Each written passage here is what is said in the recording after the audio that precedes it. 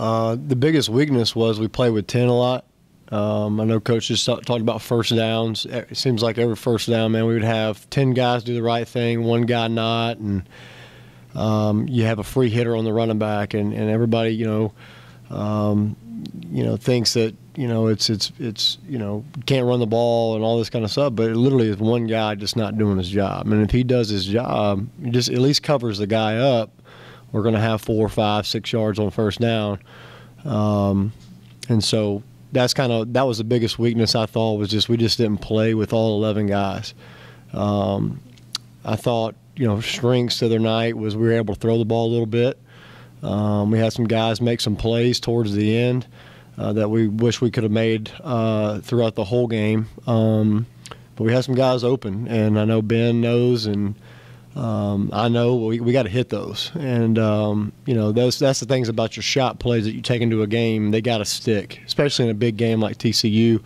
Last year they stuck, and that's why we were able to stay in the game with those guys last year. This year we didn't hit any of them. We actually hit one of our shot-type plays that came in down the middle of the field, and then he just ran right into a tackler. And so, we've got to hit on our shot plays, and that's something me and Coach Sept actually just talked about. Today at practice, we've really got to.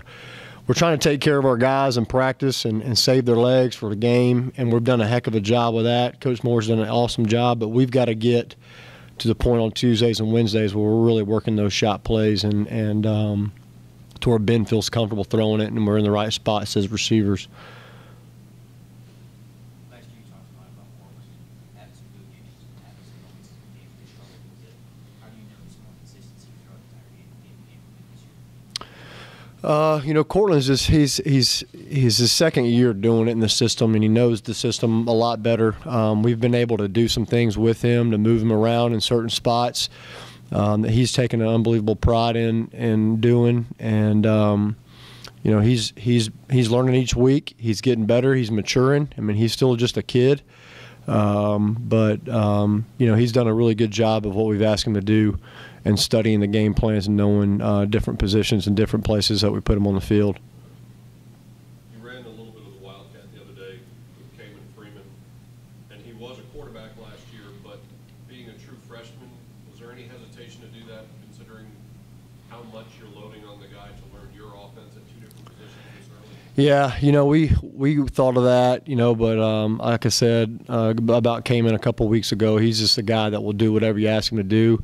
Does it worry us? Not really, because that's actually his normal position. If you look around right now in our offense, we've got a lot of guys playing a position that they didn't play in high school, and especially young guys. And, that makes it tough just from an experience standpoint. But, Kamen was a quarterback in high school, and I felt comfortable putting him in there more than I really felt comfortable putting him at running back in the first game. But, we've got him a package together that he's been studying and learning, and we felt like we needed to take a little bit of the load off of Ben in the red zone too, and so we felt like we could use him a little bit down there to kind of help out.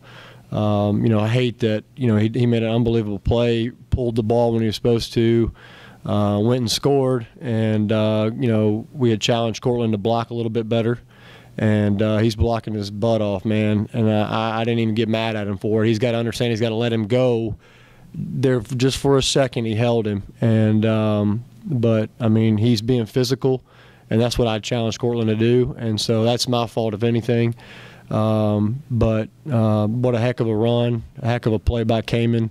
And but if you go back and watch other games, that's why Kamen was able to break it, is because Cortland was blocking. And we hadn't had that past couple games before the TCU game. So that's why Kamen was able to spring it and get loose, get to the pylon and score that got called back. Are you concerned about the penalties, like on the first drive?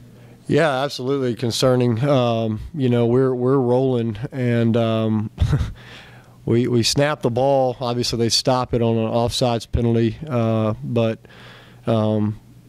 if we're not offsides, we probably walk in the end zone. I mean, we got a great play call. Everybody's kind of had it up before the referee stopped it, and you know, it's just unfortunate. And then after that play, we went on a string of about 6 or 7 plays. I don't know if Coach talked about it, but we went on a string of about 6 or 7 plays where we couldn't do anything right. You know, Ben had an MA with no motion. We had another Cortland had the penalty, and we had, again, 10 guys doing their job.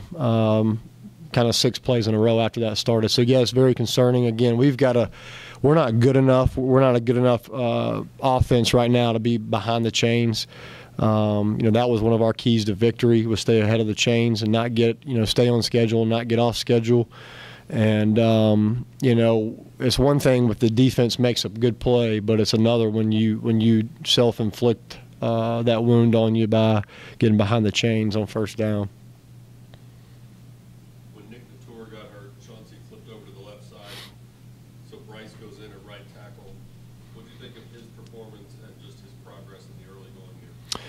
I thought Bryce did okay. I think him getting some crucial snaps in the Baylor game when we made ourselves put him in helped him in this one. I thought he did better than I thought he was going to do. I was really nervous putting him in there, but he did a really good job. He's got some stuff to work on technique-wise.